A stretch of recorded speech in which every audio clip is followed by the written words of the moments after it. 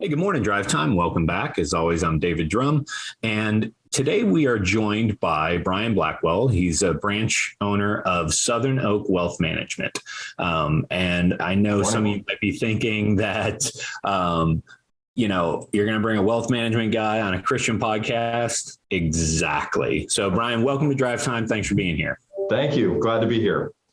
So, for those of you who attended the CapeMEN conference just a few weeks ago, Bryan was on stage as one of our sponsors.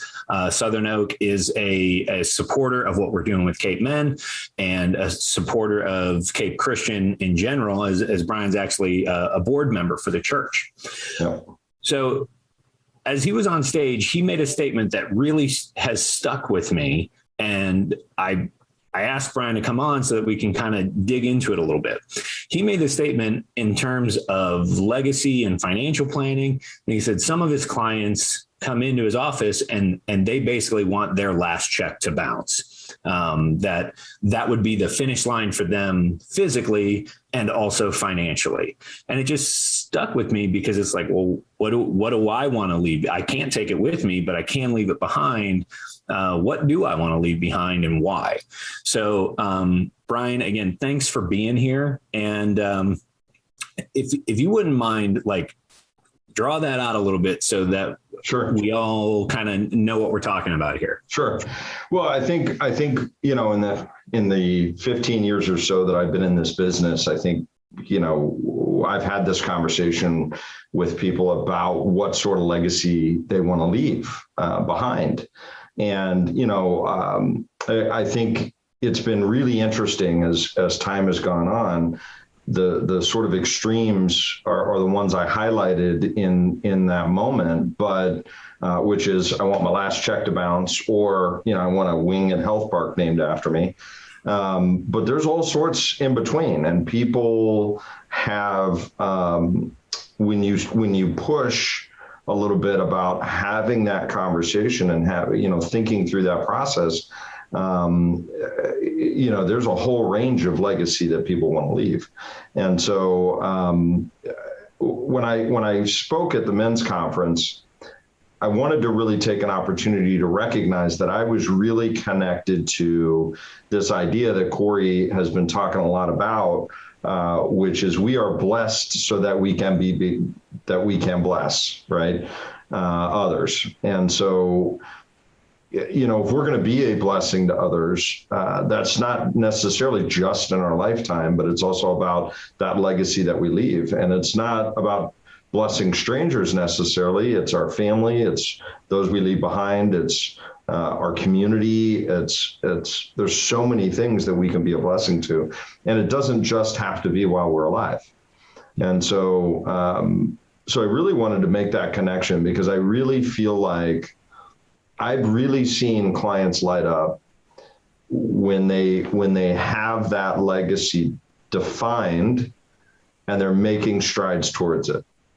Right. So I just think it's so powerful and so important if we get this right and we have that conversation. And I've also learned over the last 15 years how common it is for people not to have the conversation.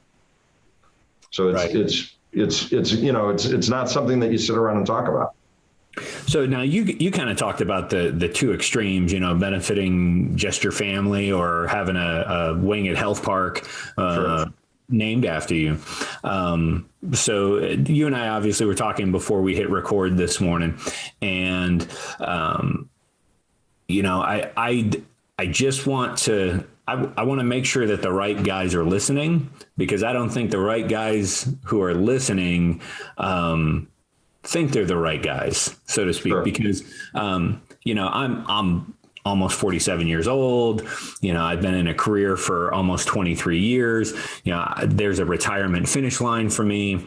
Sure. This idea of legacy is something that, I'm starting to comprehend it a little bit more. But, what about the guy who is, say, 25, 26 years old? He doesn't have two pennies to rub together. He's got kids.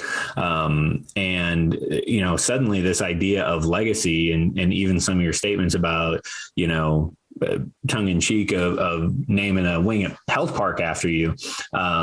That's such a foreign idea to where he's at now. Why does this matter to a guy who, is maybe struggling to make ends meet right now in the stage of life he's in? Sure. Well, Dave, I think I sort of, the statement was really about a financial legacy, right? And that's sort of the frame with which I was running with it. But I will just say, we are going to leave a legacy whether we realize it or not, right? So it doesn't matter if you're 25 or 45 or 65 or where you are in your life, you're leaving a legacy, right? You're leaving a legacy as you speak for your kids, for your community, for your church, for your family. So you're leaving it. And I know legacy can be kind of an intimidating word, and we often associate it with financial, the financial world. But I would say it doesn't have to only include that, right? And I think we have to be mindful of that and intentional about that, right? We're leaving a legacy every time we speak to another person, because that person, the legacy, if you never talk to them again, that impression is the legacy you left with them, right? Right. And so it's my mind often works in that financial world, but I also try to be cognizant and say, hey, if you're a young man that's struggling to make ends meet, how you handle that for your kids and in front of your kids and for your wife and in front of your wife and in front of your friends is your legacy right now. And I would just say, I get it. The retirement for a young 25-year-old is nearly impossible to imagine, right? It's foggy, sort of, I have no idea. But I will say this, direction matters, right? So you can't certainly get to some destination aiming the opposite direction, right? So the young guys that I talk to, I talk about setting up that direction and make sure that you're heading in that direction, financially, legacy wise, that sort of thing. And as you get down that road, you will define what's important to you. But I would also say, have you had a conversation about what sort of, because legacy isn't something that starts 40 years from now, right? Legacy, like I said, is happening right now. So what are you doing right now? Maybe it's not financial, maybe it's time. One of the things I talk about a lot in networking is time, treasure, and talent. So some people don't have the treasure, but they have the time and the talent. And so are you doing those pieces? And can you do those pieces? And how are they helping to build that legacy? And have you had a conversation as a family about what legacy do you want to make? Involve the kids. Hey guys, as a family, what sort of impact or what sort of legacy do we want to leave? And what can we be doing right now in order to affect that? And it could be financial. Maybe it's not. Maybe, you're struggling, but you could probably fit some time in, and maybe you have a talent that some organization needs. So I would just say, legacy is about building something. It's not arrival. And so you have to be intentional about building that over time in little pieces, and so whether or not we're talking about the guy that wants his last check to bounce or the health park wing, either way, you got to be intentional about that, right? The guy that wants his last check to bounce, that's his prerogative. I've had clients justify it like, hey, I've worked hard. I'm gonna go out with a bang, and my kids will figure it out. But I would say you better get it right. You don't want to run out of money too soon, right? So you have to be intentional no matter what your choice is or where your heart is. You have to be intentional, and you can start today no matter what situation you're in. I think it's really interesting that you brought up the time, treasure, and talent. Because let's face it, the Bible does say clearly God loves a cheerful giver. And I think very, very often we only look at that through the lens of finances. And if you're in a position where you don't have a lot of money, or you have a lot of debt that you've accrued, and you think, yeah, I would love to cheerfully give if I had more money. And I don't know that anybody will ever get to that point where you're like, nah, I don't need a raise. Right. I wouldn't know what to do with that extra $1 an hour or $2 right. an hour or anything. So, but you specifically talking about, time and talent additionally.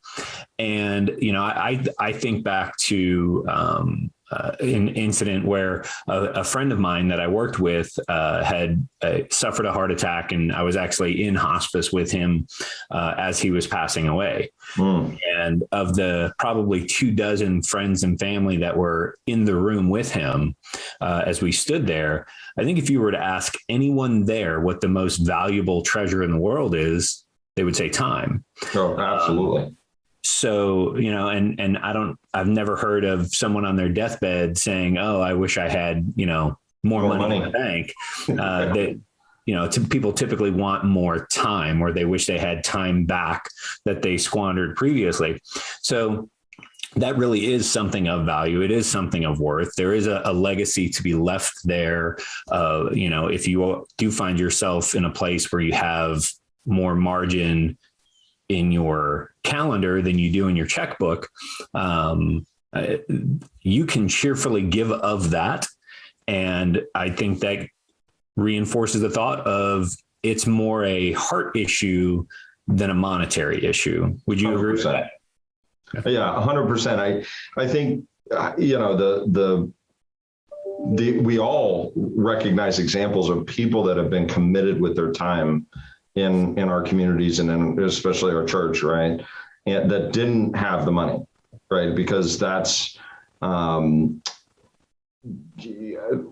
people, maybe they didn't line it up like time, treasure, talent. I'm going to give my time, but that's what they had to give. That's what was available for them to give. And I think those are the type of people that I think have a special place in my heart, because that's more valuable than money. It's more valuable than talent. You're giving of something that you can never get back. Right. And so I also think in this society today, we minimize it. We don't hold that value. And so I think we convince ourselves that that's not valuable, so I'm not going to do it.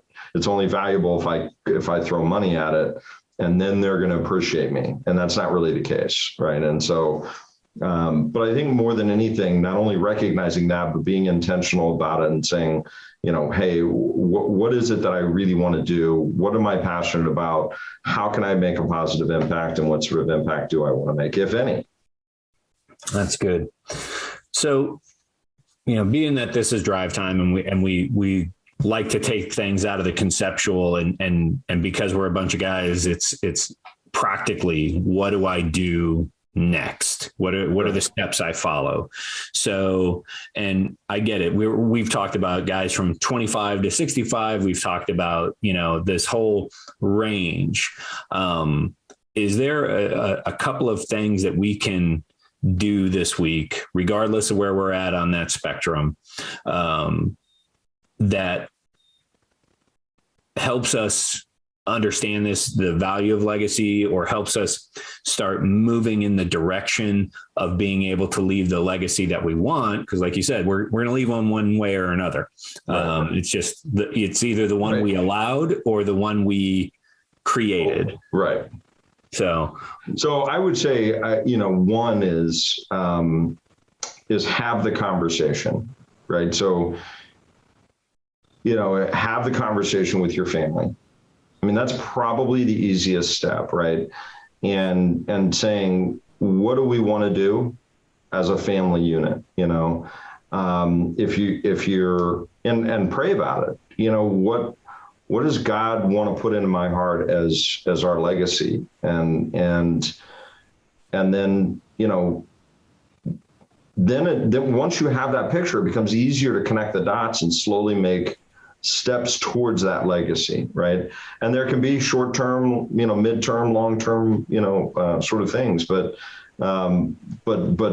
think about it in that context of what sort of impact do I want to make? And then it's easier to kind of walk back and say, well, okay, that impact is going to take money. So I need to work with a professional and find a way to get to that point monetarily. But then it's like, hey, this one's going to be time, and I can handle that. I'm going to dedicate my time to whatever that organization is, or us as a family is going to do that. And then, hey, here's our talents. How can we also impact on that basis? And maybe break it up in those three, pieces. But nothing happens unless you have the conversation and actually are intentional about it. And I think that's really the very start, the very beginning is doing that, pulling your inner circle together and saying, what do we want? What do we want to do? And that really will get you inspired to do the other things, right? It's not, all the other stuff will fall into place. God will help you, execute. And so I think you just have to take that first step and be intentional about doing it. Yeah. And that's interesting. You're talking about having the conversation and then it's starting to be a spiral effect. And again, the Bible says, where your treasure goes, your heart will follow. Yeah. So if that treasure that you're using is your time or your talents, or financial, as you start to be intentional about placing it in a direction, your heart continues to follow that. And I can kind of visualize it as the big snowball rolling down the hill, just getting bigger and bigger as it gains momentum. So God opens so many doors for us. And in that venue, in that context, God opens so many doors for us and connections, and allows us to see the impact and feel good about the legacy that we're creating. It was interesting. You said a second ago, create your legacy. I really think that you're either going to create your legacy or your legacy is going to create you. And you have to kind of decide, how much control you want and be intentional about creating that legacy for yourself and for your family. So that's really interesting. Well, Bryan, I can't thank you enough for spending time with us this morning, because again, you're spending time with your talents, pouring into us. And I appreciate that. And the guys who are listening or watching, they appreciate it as well. So thank you for being here. Thank you for spending time with us. And thanks for giving us that wisdom. Yeah, absolutely, Dave. My pleasure. Anytime. Gentlemen, we will catch you again next week, same time, same place for another episode of Drivetime.